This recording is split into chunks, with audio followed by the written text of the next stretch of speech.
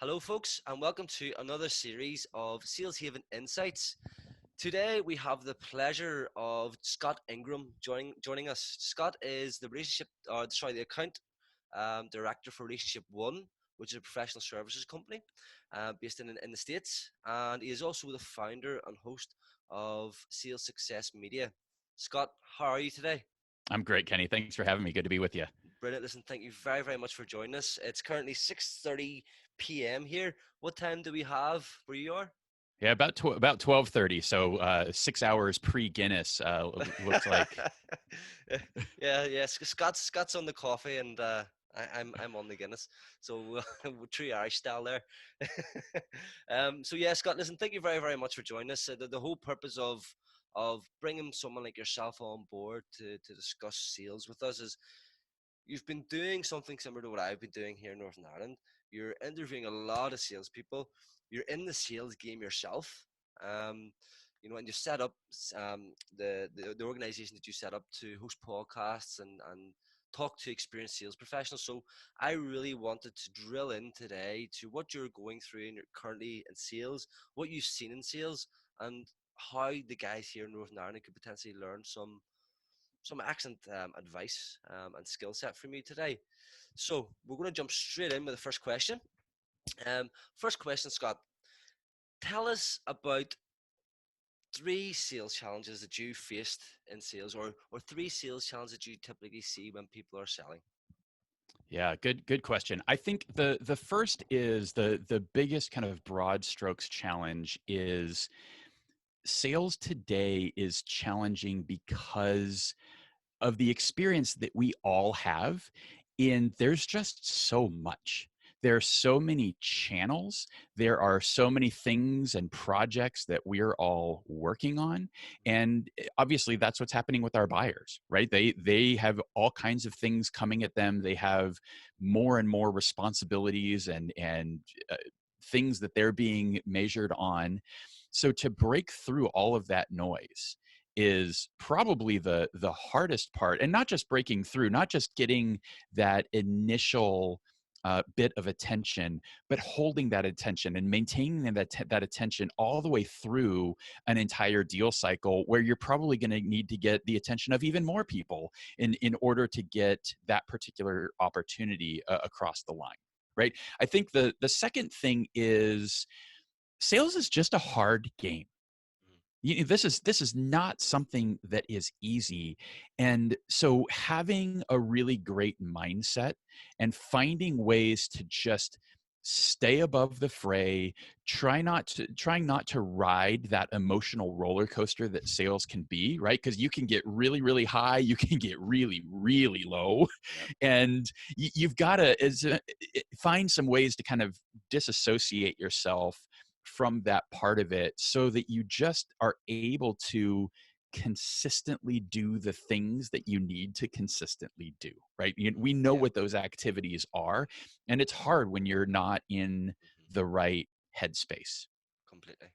right? Completely. The third one, I'm struggling with a third one here a little bit. I think that it's maybe something that a lot of people don't recognize, especially folks like me who are involved in more complex enterprise type of sales.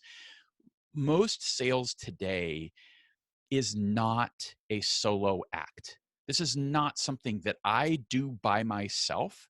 I have a whole team that is a part of winning every single deal that we win.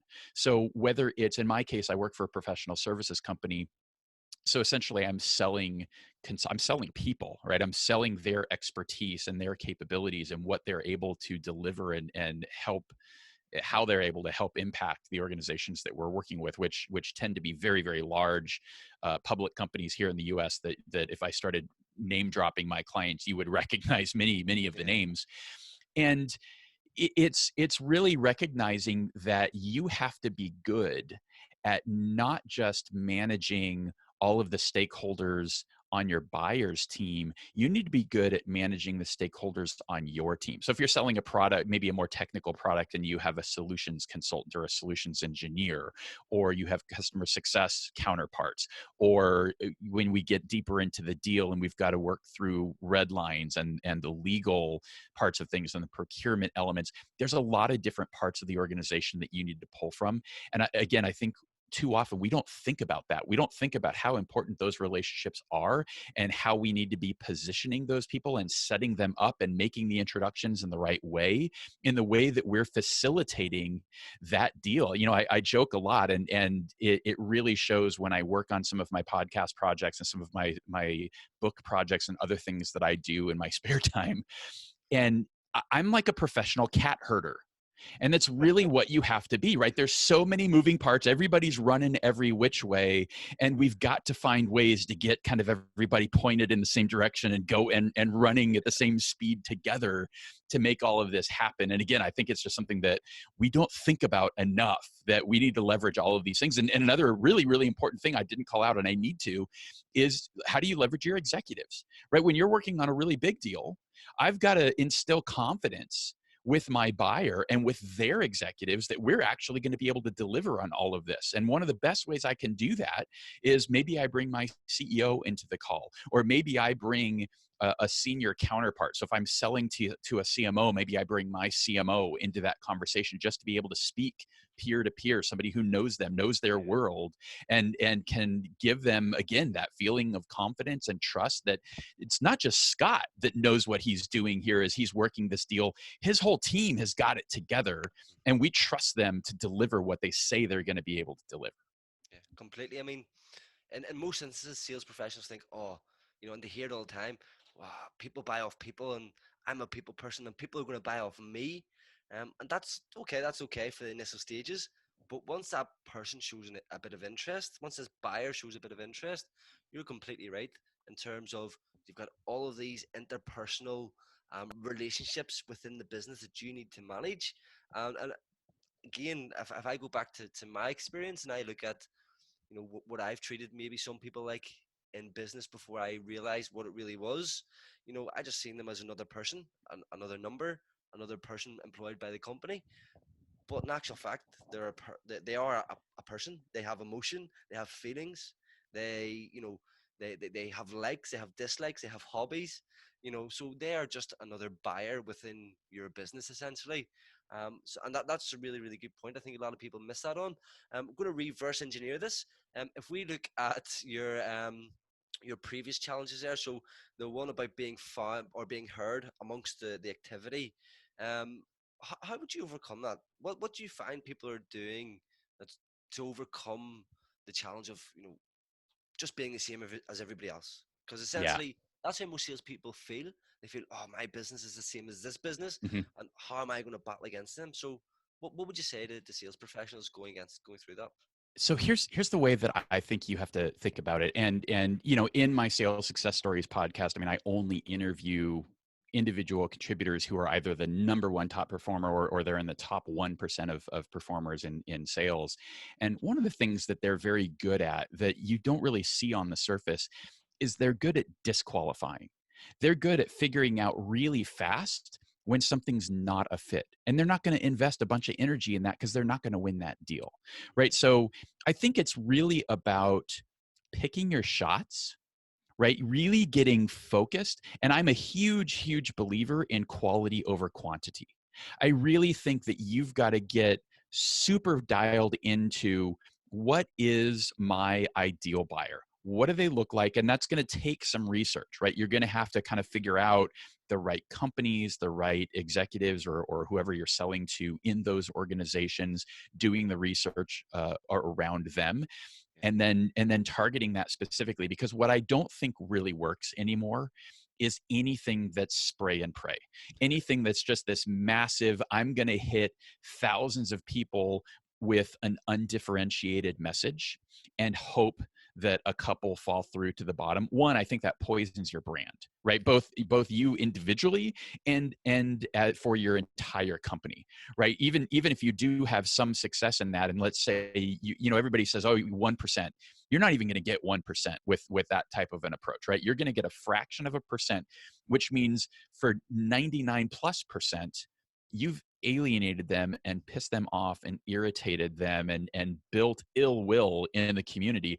I think instead, again, you got to pick those shots, and you've got to get hyper personalized and just get inside their head and figure out, where are they? What do they need? What is the unique value that I bring? What can I give them? How can I serve them up front in ways that are going to demonstrate and show that difference, even if you feel like you're commoditized? Because it does. You're not wrong about people buy from people. Yeah. Right? If I can earn a level of trust, and if you think about what their experience is as a buyer or as a prospect, right? You're just getting all of these messages from people who aren't even trying. So if you try a little bit and put some effort, even if you're wrong, right? Even if you make a good educated guess and say, hey, Kenny, I think in your world, this is probably a challenge for you. I've seen this with some of my other clients, and I've got some ideas I'd love to talk with you about. That's probably going to break through. And the more specific about that you can get, even if it's not like the nail on the head, I think you're going to get respect, and you're going to get a higher likelihood of a response to that messaging, because you actually thought about what's going on in my world. You thought about the specifics of my business, and you did the research, which I can't say about the other 90% of the garbage that is showing up in my inbox or in my voicemail or anytime I pick up the phone. Yeah. So, and that's vital. And I think, a lot of salespeople do understand that and do realize that, but they don't necessarily know how to do it efficiently. The whole interpersonal and um, just having a personalized approach to sales, people are still trying to get used to this because, and again, it goes down to sales cultures. A lot of people in poor sales cultures are told 100 dials a day, 60 emails a day, um, 30 meetings a week. So it's all a numbers game still in sales management and from a sales culture Yeah. point of view. So the sales guys are here and they're selling, they're doing the job, but then up here the sales management is penalizing them if they don't hit their KPI. So it's a Yeah. vicious circle, I think. So very, very, very vital points in terms of technology. So a lot of people, we're using LinkedIn, we're using HubSpot, we're using third-party bots or whatever for LinkedIn and all this here. So what's your views on technology and and sales? How does that link together now, and personalization and taking what you've said? Yeah, this so let's go back, and then we'll come back to the technology thing, because one of the questions I get a lot is, hey Scott, I'm in this situation where I have this old school boss, and he's asking me to basically run the volume play that's just not working for them. And they say, well, what do I do? Well, here's the thing. First, in order to run what I'm going to recommend, you're just going to have to work harder, right? But because what you don't want to do is ignore your boss or go against what they're asking you to do. Exactly. You have to do that. But what I'm going to suggest is do that, and then carve out some extra time. Maybe it's just an hour a day. Maybe you can find 2 hours a day. Again, you're just going to have to work a little bit extra to do it. Essentially, run your own A/B test. So do what your boss wants you to do the majority of the time. Then do it the way that you want to do it, and measure and compare the results. Because if you do it right, and if your way works, you can go back to your boss and say, look, you asked me to make 100 dials a day. And out of those, I'm going to make up numbers here, right? But I'm getting 5 meetings, but they're kind of crappy meetings. And maybe 2 of those is turning into a legit qualified opportunity. Over here in my spare time, I've been doing 20 dials a day, but I'm getting 3 meetings, and all of them are legit opportunities. And actually they're more valuable than the ones that we're doing when we run the Yeah. volume play. And so you're essentially showing your own data, showing your own work, and then asking permission and saying, hey, I want to run this play all the time because this is working. And if you do it right, you should have a ton of credibility through that process because you'll be killing your numbers, right? If you're achieving what you're supposed to be doing on your boss's stuff and the extra work that you're doing is gravy, you're going to be well above plan, and they're going to be asking you anyway, what are you doing? Because they're going to want to replicate it, right? So that's always my recipe for how you get through that backwards leadership thinking. As far as the technology goes, here's what's interesting.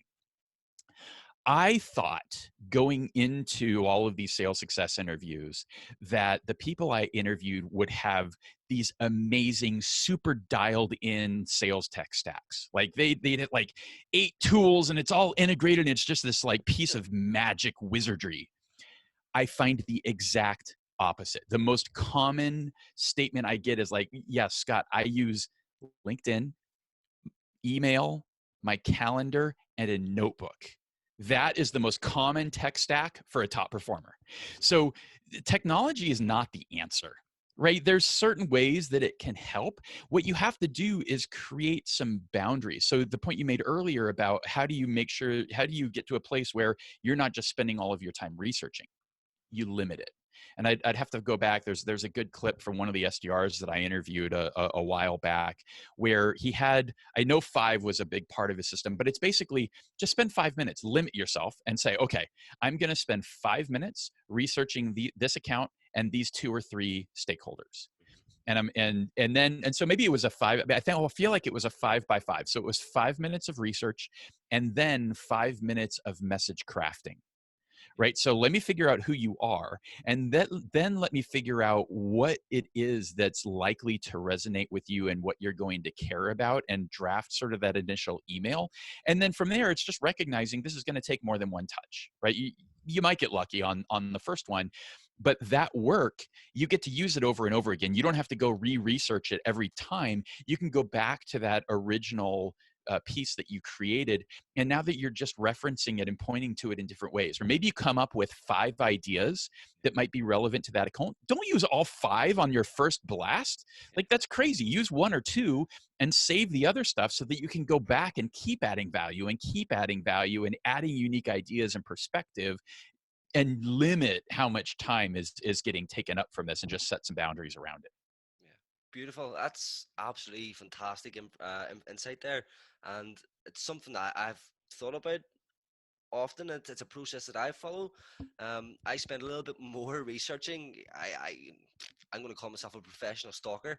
I practically stalk the prospect until I know everything about them.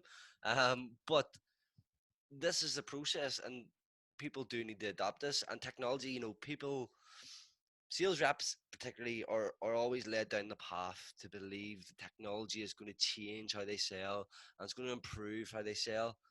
But sometimes the basics is always best. Absolutely. We Absolutely. And remember, like the research doesn't have to be done during selling hours during the day. Yeah. You can do it after hours, and your skills are strong. I'm here because you did that work, right? I could tell that you did the background work. And when we started talking for the first time, you knew what you were talking about, right? I didn't have to explain like Scott 101 that you could have found on my LinkedIn profile, or that you could have found if you did 5 minutes of research. A little bit of stalking is good. Oh, too much stalking is bad. I always say we want to get purchase orders, not restraining orders. Yeah, yeah, it has to be healthy.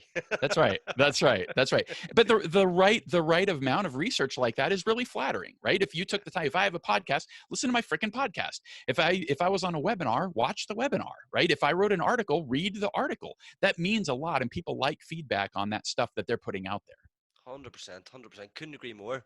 And that's going to lead nicely on to the next question, Scott, in terms of what would be the 3 top tips that you would give salespeople, or people who are looking to sell better? What would be your 3 top tips to sell better? Yeah, so they are basically, and we talked about this in the challenges. You first have to manage your mindset, right? And some of this is really simple in terms of describing who are you? How do you think of yourself, right? Are you seeing yourself as I'm a top performing sales professionals that adds massive amounts of value to my clients and they love buying from me, right? Is that your mindset, or are you just sort of getting through, right? And right now especially, right? Like Yeah. this is a hard period. We have to work even harder on maintaining that mindset and making sure that we are in a good, healthy place. I'm not saying it's easy. It Definitely takes not. work, it takes effort. You kind of got to find your routine and your ways. For me, I got to work out consistently to keep my head right. Yeah. Right? You've just got to kind of find the ways that you're wired and what's going to work for you and experiment with that. And maybe you watch YouTube videos that get you pumped up and inspirational. Maybe you listen to a certain kind of music. Maybe you do a gratitude journal. You got to kind of find what works for you and how you're going to maintain your mindset. The next thing, second thing is you've got to follow a consistent process, right? Whatever that is. There's lots of different processes out there. I'm not going to say there's one, because it really depends on the type of business, the type of sales that you're in, how complex it is, all of these different things. If you are in complex sales, I know a lot of people have had some really great success from the medpic sales process. So if you just Google that, if you Google MEDDPICC, you're actually going to come to my content and some of my guests who have described that process. But what you need to have a consistent process that you execute against, because when you do that, you're going to start to learn what you're good at and what you need to work on and what those things are. And that brings us to the third thing, which is pretty closely related, which is you have got to figure out essentially your own secret sauce. What I have learned from talking to dozens of the best performing salespeople out there is there's very few true commonalities. Like stylistically, these folks are all over the place. There's no one way. In fact, one of the most surprising things I think to a lot of people is it's probably a slight majority are actually introverts. And I think people don't expect that, Yeah. right? Because the stereotype is, oh, the great salespeople are super extroverts. No, Practically not really. the greatest showman sort of style, isn't it? Yeah, well, you know what it is? I think the introverted approach is one that's a little bit more thoughtful, and they're listening a little bit more rather than feeling like I've got to talk all the freaking time, right? It's all of those kinds of things. But it really comes down to they have figured out these are the things that I'm great at. These are the things that I do that's easy for me that nobody else can do. And really bringing those into their process and into the relationships and the conversations and the way that they are working with their clients. Because at the end of the day, what it ultimately is, it's figuring out how to be the best version of yourself. Because if you can do that and you can bring that best version of yourself to your clients, to your prospects, to your sales process, you're going to win. Yeah, 100%. And all of that is the overarching factor here is the mindset. Yeah. And I'm a big believer in this because I've tried to sell where mindset hasn't been all there, or I've had an off day and it just does not happen, and you're not in the right frame of mind. And then the process, you've got your mindset, then the process. That's a really good formula, Scott. Mindset plus process equals success. Yeah. In terms of mindset, I want to touch on that briefly because when we look at mindset, there's two types of mindset. Essentially, we've got the closed mindset and we've got the growth mindset. Those are the closed mindset tend to not be open to new processes to change. They tend to stick to the same things that they've always done. But similarly, those with a growth mindset, they're always looking for a new process. But once they find a process, they almost become into a closed mindset and they Mm, stick with that process. But then you've got people who can go between. right. People who find a process, they grow, they stick to it, and then they grow and grow again. What I would say is with a growth mindset, it has benefited me personally in my career because I've always looked for the next best thing. What is the next process I can find? Who's the best salesperson in this company? How can I be like them? What processes can I follow that they're utilizing? These are all vital aspects of being a salesperson. And if you're coming into sales and you're thinking, I know everything, I have my own client base, I have my existing customers, I'm happy. what if those guys disappear? Especially now, okay? There's some companies out there where they've got some big hospitality chains, they've got some big venues going, whatever it is. They've all of a sudden just disappeared. That pipeline has dried up. It's gone. And that's because you've put yourself into a closed mindset. You've got too comfortable. You've got complacent, and you haven't wanted to grow. So, from my point of view, a growth mindset for a salesperson is vital. It's important. But then as well, you've mentioned, how do you see yourself as a salesperson? And this is another thing with salespeople. Scott, I don't know if you want to agree with this or disagree. Um, but I find that some salespeople are just not proud of the sales profession. They're not Yeah. proud of the job. They're not proud of what they do. And they're maybe selling a product that they don't believe in. Um, the best salespeople that I find are the people that have chosen a company that they feel their ethics and values align with, and that they feel the product is actually doing something, it's changing someone's life, it's truly making a business better, and they truly believe in that product. So these are different mindsets that I've adapted, and I know other good sales professionals have adapted to. Would you say this would sort of fit within that mindset realm? Yeah, 100%. And you said the word a few times. The word is belief. So it's you can't effectively sell something that you don't at your core believe in. And I've heard sales described as a transfer of belief. And I think that our buyers, they have a sixth sense about this. We could be saying all the right things, but if we don't truly believe, there's something in their guts that they're just going to sense like something's off here. I'm not. I don't trust this, right? I think it probably manifests most as trust, but it's the belief I think comes across in a couple of different ways, right? You have to believe in your solution and what it is you're selling. You need to believe in your company and the organization that's behind it, that's going to be delivering that solution, and you have to believe in yourself. You have to believe in your process, right? And know, hey, when I do these things and I do them well because I'm great at them, I'm going to win, right? And that's the game. That's probably the easiest way to just sort of distill the whole mindset conversation is just you got to find that belief. Listen to some Journey songs if you need to. Definitely. It's amazing to hear from yourself, Scott. You've spoken to a lot of different people, a lot of different sales professionals who are at the top of their game in their company, and to hear that mindset is still important. It's just fantastic. A lot of people forget this. So anybody listening to this, again, reach out to Scott. He's open to speaking about anything. If you're performing in a company, or if you know someone who's performing in your company, Scott would definitely love to talk to them, to dive into that mindset a little bit better. What is it that you say, Scott? You unpick, you top selling professionals, you dissect. Yeah, so it's really dissecting the approaches and the strategies. One of my favorite compliments that I've gotten a few times is I've been described as the Tim Ferriss of sales.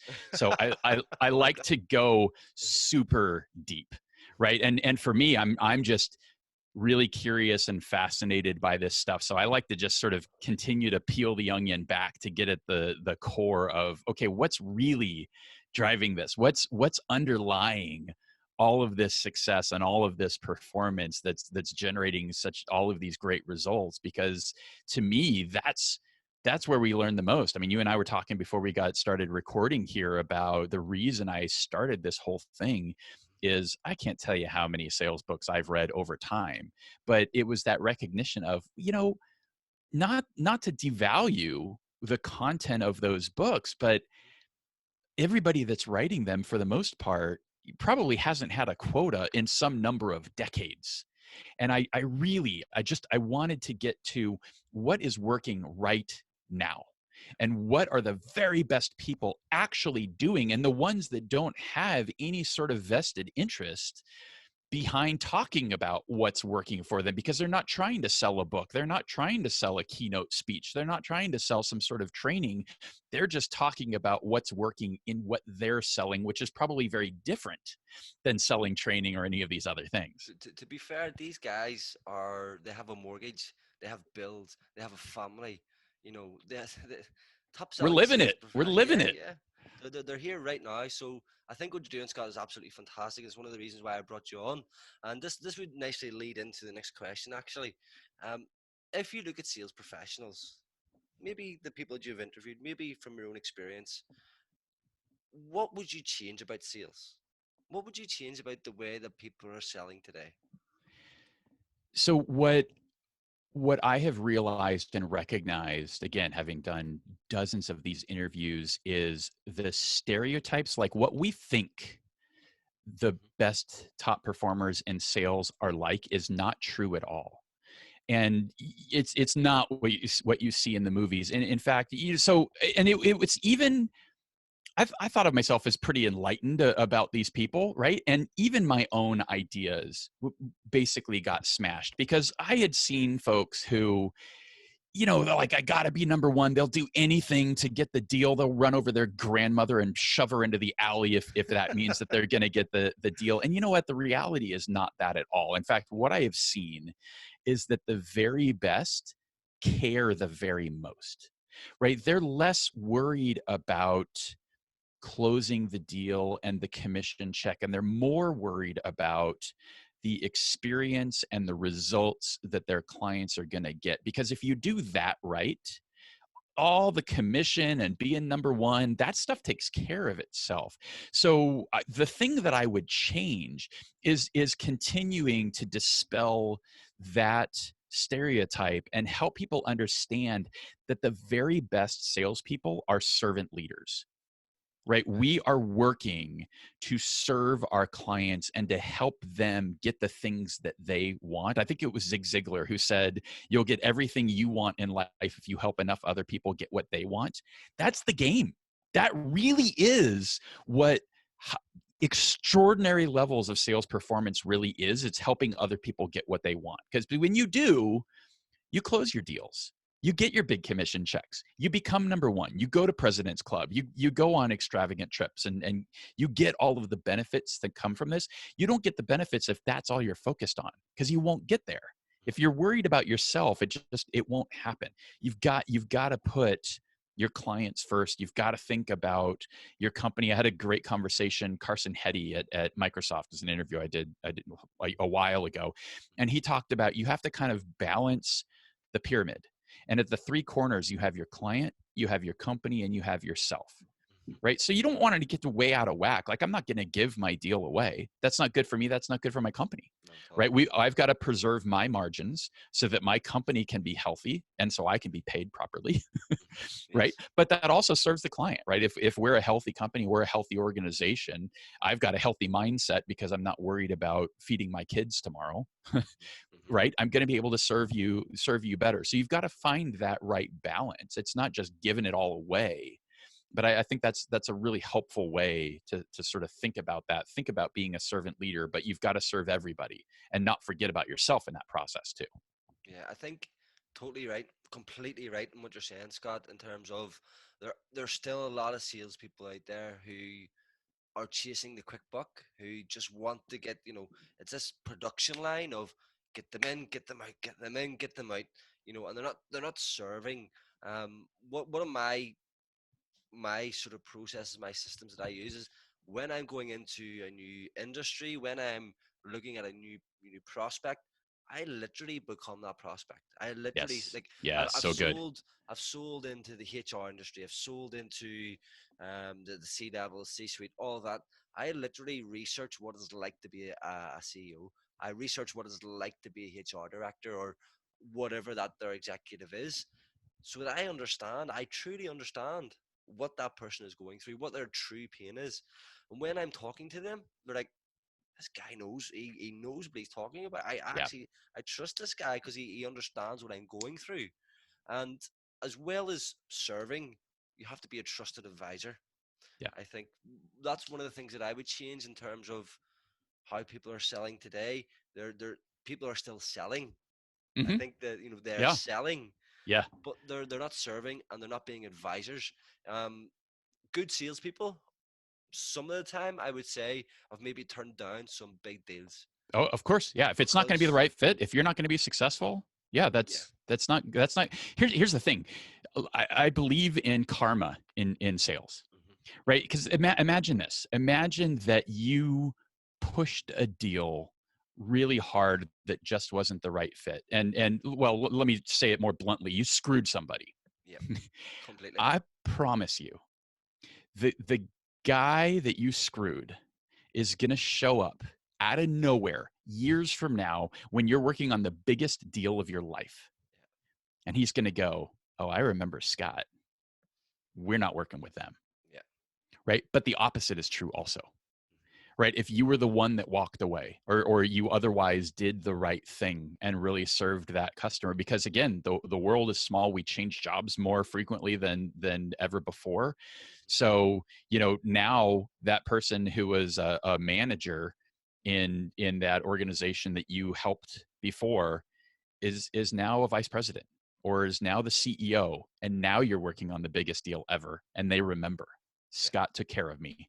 I trust him to take care of us again, and we're going to do this deal.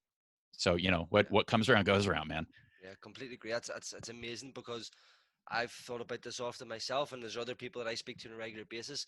When I first started in sales, maybe 12 years ago, some of the people I started in sales with are now at this level where they Yeah, are, they are executives, they are directors, they are the guys that make decisions now. So, as well as serving, um, as well as being a trusted advisor, don't forget the people that you're working with. Treat them with totally. respect. Totally. Yeah. Because again, talking about those internal teams, like if Yeah, your reputation is that guy's a freaking shyster, yeah, why would they ever buy from you? Like, exactly. there's no, like, oh yeah, I know him. Hell no. Yeah. So there's as we can see, we've peeled a few layers back here, as you would say. We've been able to see that there's much more than methodology. There's much more than process and systems. At the end of the day, when you take everything back, and I don't like to say it because it's a little bit cliche, but at the end of the day, we're all just a little bit human. Yep. We That's the all game. have to respect that and understand that. And I think the point that you've made about serving people, couldn't agree with you more. So Scott, to finish up, do you want to tell us a little bit more about what you're doing, how you got into sales, and where people can find you? Yeah. So what, gosh, that's a whole bunch of Yep. loaded questions. I mean, my way into sales was I have basically bounced back and forth between entrepreneurial ventures and true kind of professional sales roles. So I actually started my first company when I was 20 years old. It was an Okay. IT consulting company. And if you happen to be a Breaking Bad fan, the name of that company was Gray Matter Technologies. Brilliant. Yeah, so that was a lot of fun. But I started my real kind of true professional sales career originally with ADP, selling payroll and HR services, and then the last really 10 years or so, I've predominantly been in the marketing technology space. So I've worked with two companies that have gone public. One of those companies, we were public for one whole quarter, and then we were acquired by Oracle. So had some really good success here. Today, I work for, like you said, Relationship One as a professional services firm. They were my favorite implementation partner when I was selling Eloqua, which is one of the companies that went public and was acquired by Oracle. So have been just loving working with them. And all of the sales success stuff. So let me kind of run you through the pieces. There are two podcasts. So we've talked a fair amount about sales success stories where I'm interviewing top people and going super deep, and they're very long episodes. I realize that the two best things about that show are also the two worst things about it. So my criteria is ridiculous, right? So unless you're one of those top performers, even if you're, it's funny. I mean, this kind of started because I was getting approached by people who I knew they were going to be releasing one of the top 3 sales books in the next year, and they wanted to come on my show, and I'm like, nope, you can't come on the show, and that felt crazy to me. And then the second thing is, the episodes are just long. The last interview I did was 2 hours and 2 minutes long. That's even a little bit longer than normal, but they average like 75 minutes. And I recognize that's, if you don't know what you're getting into, that's a lot. So I created the exact opposite show a little over a year ago called Daily Sales Tips. And it's every single day. The average episode is about 5 minutes. And I let all kinds of people on that show, but it's you get a whole lot of diversity of thought and different ideas and what's working. And it's really quick, and it's every day. So you've got the two podcasts every year. This coming October, we will host the 3rd annual Sales Success Summit. And again, going away from kind of the sales expert, sales guru kind of idea, It's a 2-day event here in Austin, Texas. Every single person on that stage, the only reason they're on that stage is because they've been on my podcast, which by definition means that they are an active quota carrying sales professional who is number one.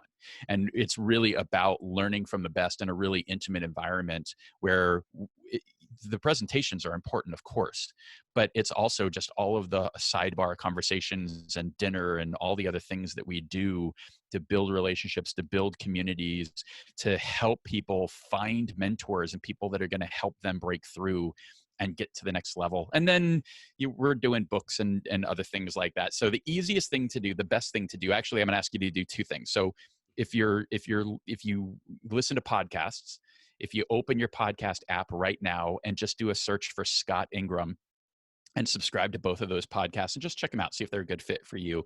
From there, if you go to top1.fm, TOP, the number 1.fm, that'll pretty much link you to everywhere else. So you'll find the books, you'll find the Sales Success Summit, you'll find the other podcasts, and you'll find me on LinkedIn if you want to connect there. And I'm super open, super accessible. If you send an email to scott@top1.fm, I'd love to hear from you. Just mention that you heard me talking with Kenny.